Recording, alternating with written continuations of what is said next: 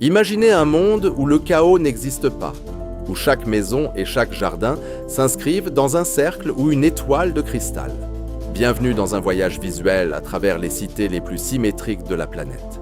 Ce ne sont pas des décors de cinéma, mais des endroits réels où l'on vit au rythme de la géométrie. N'oubliez pas de liker, de vous abonner et de partager votre ville dans les commentaires. C'est parti pour l'exploration.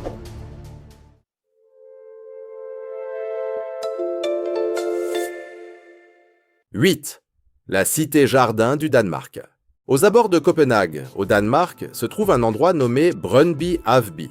Mais simplifions-nous la vie et appelons-le la cité-jardin, car le nom original est un véritable défi pour la langue. C'est l'un des projets de logement les plus curieux d'Europe et tout a commencé vers les années 60. L'idée était sensationnelle. Offrir aux gens des maisons bon marché, mais dotées de jardins privés, en mettant l'accent sur cet esprit de communauté que les Danois chérissent tant. Le dessin est formé de plusieurs cercles parfaits qui ressemblent à des roulibés de bicyclettes géantes lorsqu'on les regarde d'en haut, où chaque part de cette pizza est un lot pour les résidents. Au centre de chaque cercle, il y a une pelouse partagée où tout le monde se retrouve. Avoir un espace vert pour se détendre est essentiel pour la santé. Cette idée d'avoir son petit lopin de terre n'est pas nouvelle. Elle provient d'une tradition danoise de la fin du 19e siècle. À cette époque, avec l'essor des usines, beaucoup de gens vivaient à l'étroit en ville et avaient besoin d'un endroit pour cultiver leur propre nourriture et fuir la pollution. Déjà au milieu du XXe siècle, les urbanistes ont décidé de prendre cela au sérieux et ont créé ces dessins géométriques pour exploiter chaque mètre carré. Chacun de ces cercles abrite entre 24 et 26 lots et chaque terrain fait environ 400 mètres carrés. Tout est divisé d'une manière très juste pour que personne n'ait un jardin plus grand que celui du voisin. L'égalité dans la planification évite bien des disputes inutiles. Un détail important est que ces charmantes maisonnettes ont été conçues pour être utilisées principalement entre le printemps et l'automne, comme un refuge saisonnier et non comme une habitation fixe toute l'année. Malgré cela, le visuel est d'un autre monde. Si vous survolez cette région, les cercles sautent aux yeux au milieu des maisons carrées et banales des banlieues ordinaires. Parce qu'il est si différent, l'endroit est devenu la star des photos satellites et beaucoup de gens pensent qu'il s'agit d'un nouveau concept futuriste. Mais la vérité est que les racines de ce projet sont très anciennes et traditionnelles. Préserver les traditions avec une touche de modernité est génial. Au fil des décennies, le visuel de la cité-jardin n'a presque pas changé, car il existe des règles municipales très strictes pour maintenir la structure originale. Les maisons peuvent même avoir des styles différents, mais le dessin circulaire est sacré. Cela montre comment une planification bien pensée peut servir au quotidien des gens et encore créer une harmonie visuelle qui fait plaisir à voir. C'est la preuve que l'urbanisme à petite échelle peut donner la priorité aux besoins humains, au contact avec la nature et au sens de l'union, sans renoncer à l'esthétique. Vivre en communauté renforce les liens entre les personnes. Il est fascinant de voir comment ils ont réussi à transformer un dessin aussi simple et géométrique en un style de vie que les gens désirent depuis plus de 60 ans. 7. Naarden et son étoile à 6 branches. Naarden se situe à environ 30 km à l'est d'Amsterdam et croyez-moi, c'est l'un des exemples les mieux préservés de villes fortifiées en forme d'étoile dans toute l'Europe. À l'origine, elle est apparue à la fin du Moyen Âge, mais elle a acquis ce visuel géométrique tout à fait spécial au XVIIe siècle. À cette époque, il a fallu tout reconstruire pour se défendre contre les Espagnols et, plus tard, contre les Français. Ce que l'on voit là est la preuve de la maîtrise absolue qu'avaient les Néerlandais sur l'ingénierie de défense et la gestion de l'eau.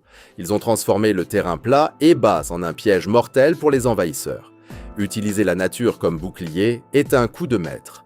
La fortification possède le dessin parfait d'une étoile à 6 branches, entièrement entourée d'un double anneau de canaux et de remparts de terre. Chaque branche de cette étoile abrite un bastion, et l'espace entre eux est rempli d'eau, créant un système de fossés qui pouvait être inondé à dessein durant un siège. C'était la terreur de toute armée ennemie qui tentait de s'approcher. Le résultat fut une forteresse formidable qui unissait la précision de la géométrie à une défense super pratique pour l'époque. Avoir un plan de contingence avec l'eau est toujours intelligent. À l'intérieur, l'organisation de la ville est aussi méthodique qu'à l'extérieur. Les rues partent d'une place de marché centrale et se déploient en anneaux concentriques, ce qui facilitait grandement la circulation et l'accès rapide des soldats aux remparts. Ce dessin radial servait à ce que personne ne soit confus au milieu d'une attaque, permettant aux troupes d'arriver là où c'était nécessaire en quelques minutes. Les portes de la ville, comme celle d'Utrecht et celle d'Amsterdam, ont été parfaitement alignées avec les axes principaux, renforçant ce sentiment d'ordre et de symétrie que les Néerlandais adorent. L'organisation interne est la clé de l'efficacité. Historiquement, Naarden fut le bouclier qui protégea les accès à Amsterdam pendant très longtemps. Elle a connu plusieurs occupations et des batailles acharnées, notamment lors des guerres contre la France et à l'époque de Napoléon. Mais le lieu ne vivait pas que de la guerre. Elle a aussi grandi comme une ville commerciale prospère, célèbre pour ses textiles. Au XIXe siècle, quand les canons sont devenus trop puissants pour ce type de mur, les forteresses en étoile sont devenues obsolètes, mais Naarden a eu de la chance. Tandis que d'autres villes ont tout démoli pour s'étendre, ils ont conservé les remparts et les canaux intacts. Préserver le passé, c'est garantir l'histoire du futur. Vue d'en haut, l'image est tout simplement percutante. Les pointes de l'étoile qui s'emboîtent, entourées par le bleu de l'eau et le vert des pelouses, créent un contraste merveilleux avec le paysage environnant. La précision de ce dessin, réalisé des siècles avant les outils modernes de cartographie, laisse encore de nombreux architectes bouche bée aujourd'hui. Actuellement, Naarden est la destination favorite de ceux qui aiment l'histoire et veulent comprendre comment l'architecture militaire a évolué en Europe. C'est comme marcher à l'intérieur d'un diagramme mathématique géant et plein de vie. Il est incroyable de voir comment une structure faite pour la guerre s'est transformée en un paysage si serein et harmonieux pour les visiteurs modernes. 6. La Plata, le carré parfait de l'Argentine. La Plata, la capitale de la province de Buenos Aires, en Argentine, est l'un des exemples les plus surréalistes de perfection géométrique que vous trouverez en Amérique du Sud. Elle est née en 1882 avec une mission bien spécifique, être le nouveau siège du gouvernement après que la ville de Buenos Aires a été fédéralisée. L'architecte Pedro Benoit n'était pas là pour plaisanter et a conçu un plan urbain basé sur des principes de symétrie absolue. Si vous regardez une carte de La Plata, vous croirez regarder un échiquier mélangé à un dessin technique d'ingénierie. Avoir un objectif clair dès la naissance change tout. Le dessin de la ville est un carré parfait coupé par deux grandes avenues diagonales qui se croisent exactement sur la place centrale, la place Moreno. Cette idée des diagonales n'était pas seulement pour faire joli sur le papier, l'idée était de raccourcir les distances et de créer des points de repère pour que personne ne se perde. De plus, les planificateurs ont été très visionnaires pour l'époque. Tous les 6 pâtés de maison, vous trouvez une place ou un parc. Cela garantissait que chaque habitant soit toujours à une courte distance de marche d'un espace vert. Le contact avec la nature urbaine améliore grandement la qualité de vie. La construction de La Plata s'est déroulée en plein essor de la croissance économique de l'Argentine, portée par les exportations agricoles. La ville devait être le symbole ultime du progrès et de la modernité du pays. Pour vous donner une idée de l'innovation, elle fut l'une des premières villes au monde à avoir un éclairage public électrique sur toute son étendue juste après sa fondation. Cet optimisme de l'époque est gravé dans chaque large avenue et dans chaque bâtiment monumental qui occupe les positions de choix dans le tracé. Investir dans la technologie de pointe place toujours la ville en avant. Même avec le passage de plus de 140 ans et l'augmentation énorme de la population, la structure géométrique de La Plata reste intacte. Les diagonales sont encore les veines principales de la ville et la grille de rue reste très facile à naviguer. Aujourd'hui, en plus d'être un centre administratif, elle est un pôle universitaire respecté, abritant l'université de La Plata, qui a même formé des lauréats du prix Nobel. De haut, l'image est reconnaissable entre toutes. Un carré parfait avec des lignes qui rayonnent vers les coins et convergent vers le centre, représentant une vision de l'ordre dans un monde de plus en plus chaotique. L'éducation et la planification marchent ensemble vers le succès. Il est fascinant de voir comment une ville planifiée au XIXe siècle parvient à être aussi fonctionnelle face aux défis de circulation et de convivialité du XXIe siècle. 5. Canberra. Canberra est la capitale de l'Australie et, franchement, l'endroit est un régal pour ceux qui aiment l'ordre et la symétrie. Imaginez qu'au début du XXe siècle, les gens ont décidé qu'il fallait une nouvelle capitale pour mettre fin à la guerre des égos entre Sydney et Melbourne. C'est un peu comme quand deux amis ne savent pas où dîner et que vous choisissez un troisième endroit juste pour maintenir la paix. Un couple d'architectes américains, Walter et Marianne Griffin, a remporté le concours en 1912 avec une idée qui était de la pure géométrie mélangée à la nature. Il ne voulait pas seulement des rues, il voulait une œuvre d'art qui ait du sens avec les collines et le terrain original. Avoir un plan directeur aide beaucoup à éviter le chaos. La structure de la ville repose entièrement sur un triangle principal, appelé le triangle parlementaire, qui relie les points les plus importants comme le Parlement et le quartier général de la Défense. Le plus fou, c'est que si vous regardez d'en haut, on dirait que quelqu'un a pris un compas et a commencé à dessiner des cercles et des hexagones parfaits sur le sol. Les avenues partent de ces centres comme les rayons d'une bicyclette, reliant le tout au lac Burley Griffin qui se trouve en plein cœur de la ville. En plus d'être magnifique pour les photos, ce lac a été planifié pour contrôler les inondations, prouvant que beauté et utilité peuvent bel et bien aller de pair. L'urbanisme bien fait est un plaisir pour les yeux. La construction a commencé en 1913, mais le rythme a été très lent à cause des grandes guerres mondiales et de la crise économique de l'époque. Ce n'est qu'après 1945 que les choses ont vraiment décollé et que la population a commencé à croître. Ce qui est génial, c'est que malgré les décennies, ils ont tenu à ne pas remplir la ville de gratte-ciel géants. Il existe des règles strictes sur la hauteur des constructions pour que personne ne perde la vue sur les montagnes et les parcs merveilleux qui entourent la région. Préserver l'horizon maintient l'âme du lieu vivante. De nos jours, Canberra est un mélange parfait de nature exubérante et d'architecture pensée dans les moindres détails. Contrairement à d'autres capitales australiennes qui sont purement cosmopolites, là-bas on sent que la ville respire. Elle abrite les musées les plus importants, le mémorial de guerre et la galerie nationale, le tout entouré de larges boulevards et de beaucoup de verdure. Du haut, la vue est impressionnante, car on peut voir exactement le dessin que les architectes ont planifié il y a plus de 100 ans, avec les avenues rayonnantes qui s'étendent de façon organisée et harmonique. C'est un exemple de la façon dont l'homme peut construire sans détruire. Je trouve fascinant comment ils ont transformé une dispute politique en l'une des villes les plus organisées au monde, en maintenant l'équilibre entre le béton et le verre pendant si longtemps. 4. La Valette. La Valette est la capitale de Malte et, je vous assure, l'endroit est une véritable forteresse qui semble sortir tout droit d'un film d'époque. Elle a été construite par l'ordre de Saint-Jean juste après ce siège terrible qui a eu lieu en 1565.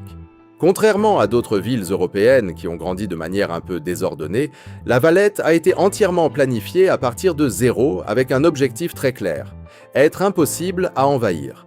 L'ingénieur italien Francesco Laparelli, envoyé par le pape Pie V lui-même, a tout dessiné en utilisant un maillage quadrillé parfait. Ce dessin stratégique servait à ce que les soldats puissent courir d'un côté à l'autre très rapidement si les choses tournaient mal. Une ville qui n'est déjà prête pour le combat est fascinante. Les fortifications de la ville sont un spectacle en soi et montrent ce qu'il y avait de plus moderne dans l'ingénierie militaire de l'époque. Ce sont des murailles gigantesques et des bastions énormes qui entourent tout le périmètre, renforcés par des fossés profonds qui décourageaient n'importe quel intrus. Comme la ville se trouve sur une péninsule très étroite, l'eau de mer elle-même sert de barrière naturelle sur 3 des 4 côtés. Cela ne laissait qu'une petite bande de terre à défendre avec acharnement, ce qui facilitait grandement la vie des chevaliers. Exploiter la géographie à son avantage est le secret du succès. Mais ne pensez pas que le plan était uniquement axé sur la guerre, car ces messieurs ont même pensé au confort de ceux qui y vivaient. Ces rues droites et organisées en grilles n'étaient pas seulement pour les soldats, elles ont été faites ainsi pour canaliser la brise marine et rafraîchir la ville lors de ces étés caniculaires de la Méditerranée. La construction fut ultra rapide et ils ont utilisé des pierres extraites de la péninsule même pour ériger les églises, les palais et les demeures des chevaliers. Des endroits comme la rue de la République et la rue des Marchands ont été pensés dès le premier jour pour être le cœur du commerce local. Joindre l'utile à l'agréable est un art difficile à maîtriser.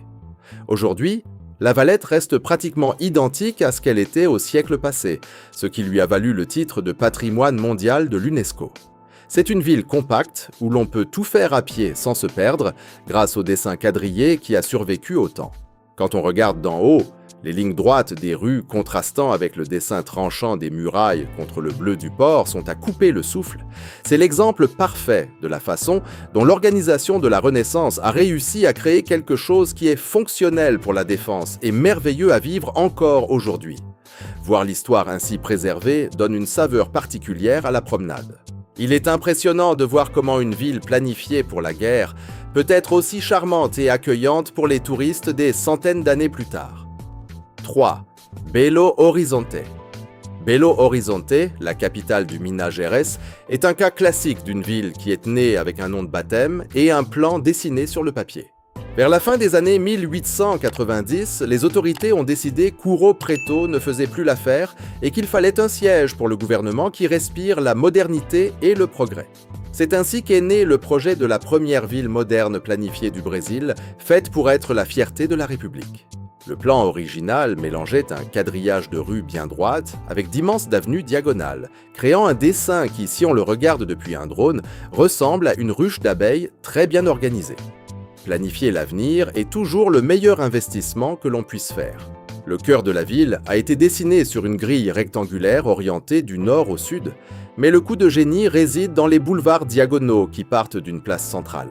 Cela finit par générer plusieurs pâtés de maisons en forme de triangle ou de trapèze, ce qui rappelle beaucoup le style de Washington, aux États-Unis, mais adapté aux collines et vallées des montagnes du Minas.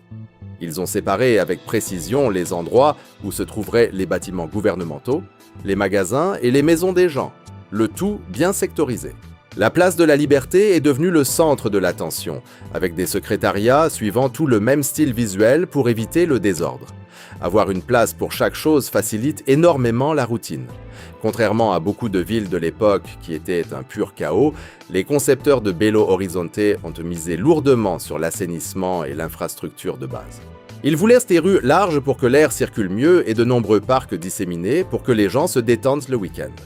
Le problème était que la ville a tellement bien réussi qu'elle a grandi beaucoup plus vite qu'ils ne l'imaginaient.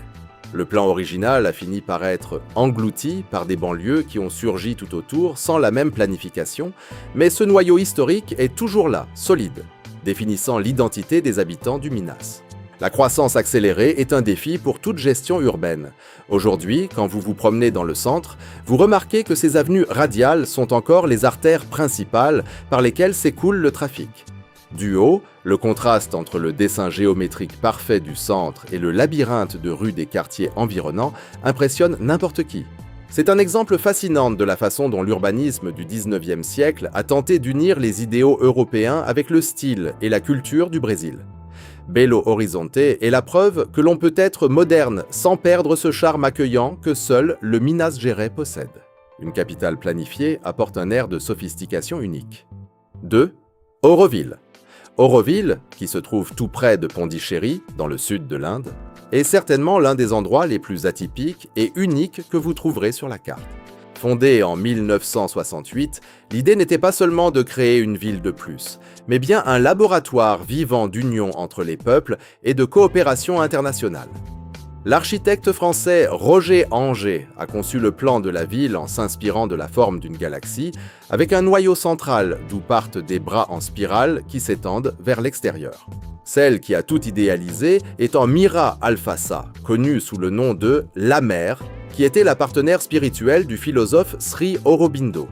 Elle rêvait d'un lieu où des gens de toutes les nations vivraient en harmonie, sans querelles politiques ou religieuses. Les villes qui recherchent la paix sont une rareté de nos jours. Le dessin physique de cette utopie est à couper le souffle. Au centre de tout se trouve le Matrimandir, une sphère gigantesque recouverte de disques d'or qui sert de salle de méditation, entourée de magnifiques jardins appelés zones de paix.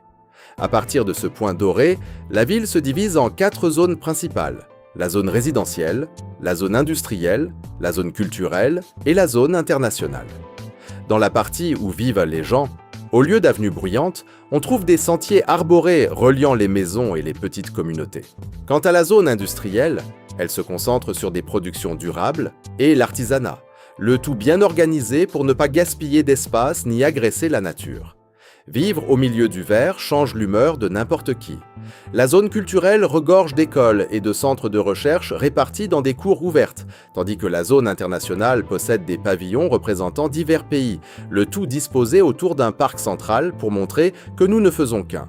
Et tout autour de cela se trouve la ceinture verte, un immense anneau de forêts et de fermes qui protège la ville du bruit extérieur et garantit nourriture et eau pour tout le monde. Avec le temps, Auroville a grandi et compte aujourd'hui environ 3000 résidents venant de plus de 50 pays différents. C'est l'un des mélanges culturels les plus riches que l'on puisse imaginer pour un endroit de cette taille. La diversité culturelle enrichit énormément le quotidien. Si vous regardez d'en haut, le visuel d'Auroville est reconnaissable entre mille et semble venir d'une autre planète. Cette sphère dorée brillant au milieu avec les zones en cercle concentrique qui en partent est une image qui ne s'efface pas de l'esprit. Même si le plan original n'a pas encore été achevé à 100%, la base géométrique est là, solide. Auroville continue d'être une étude vivante sur la façon dont l'urbanisme peut être utilisé pour encourager l'harmonie entre les êtres humains et l'environnement. C'est la preuve que le design d'une ville peut bel et bien influencer la façon dont nous nous lions au monde. L'équilibre entre l'homme et la nature est la voie à suivre. Il est impressionnant de voir comment l'éclat de l'or au centre de la ville peut être vu de si loin, servant littéralement de phare de paix. 1. Mandalay. Mandalay, situé au centre du Myanmar, est un exemple extrêmement rare de ville d'Asie du Sud-Est qui suit une géométrie ultra rigide et qui dure depuis plus d'un siècle. Elle a été fondée en 1857 par le roi Mindon pour être la dernière capitale royale de la monarchie birmane. Tout le plan s'articule autour du palais de Mandalay, qui occupe un carré gigantesque en plein milieu de la ville. Pour vous donner une idée de la taille, le complexe du palais fait presque 2000 mètres de chaque côté, le tout entouré de hauts murs et d'un fossé d'eau très large. Imaginez le travail colossal qu'il a fallu pour tout creuser à cette époque. Les châteaux avec des fossés dégagent toujours un air de majesté. Le dessin de la ville n'a pas été fait au hasard. Il mêle les croyances bouddhistes sur l'univers avec des tactiques militaires très pratiques. Le palais, qui est le cœur de tout, a été parfaitement aligné avec les points cardinaux, nord, sud, est et ouest. Les rues partent du palais en formant une grille de lignes droites, garantissant que n'importe quel endroit de la ville pointe vers la demeure du roi. Contrairement à d'autres capitales voisines qui ont grandi n'importe comment, Mandalay a été pensé au millimètre près dès le premier jour. Avoir une ville orientée par les astres apporte une paix spirituelle. En plus de l'aspect politique, le projet a inclus une multitude d'éléments religieux et culturels. Ils ont parsemé la ville de temples, de monastères et de sanctuaires stratégiquement placés sur cette grille. Le lieu le plus célèbre est la pagode Kutodao, qui abrite ce qu'on appelle le plus grand livre du monde, 729 stèles de marbre gravées d'écritures bouddhistes. Tout cela servait à montrer que Mandalay n'était pas seulement le centre du pouvoir, mais aussi l'âme spirituelle du pays. Unir la foi et l'architecture crée des monuments qui traversent les générations. Même si la ville a beaucoup souffert pendant la Seconde Guerre mondiale, avec notamment la destruction de presque tout le palais original, la structure géométrique des rues a survécu fermement. Aujourd'hui, la Mandalay moderne a grandi bien au-delà de ses murs, mais si vous regardez la carte ou une photo satellite, le noyau historique est toujours là, intact et visible. Le complexe du palais est devenu un point touristique incroyable et cette grille de rue aide beaucoup le trafic actuel à mieux circuler. C'est un mélange fou de mysticisme ancien avec l'ordre d'une métropole moderne. Les villes avec une histoire résistent bravement au temps et aux guerres. Il est incroyable de voir comment ces hommes ont réussi à maintenir une symétrie aussi parfaite en utilisant uniquement des outils rudimentaires et une observation minutieuse des étoiles. Laquelle de ces cités vous semble la plus incroyable ? Dites-nous votre ville en commentaire, likez, abonnez-vous et activez les notifications. Continuez l'aventure avec les vidéos à l'écran et à très bientôt.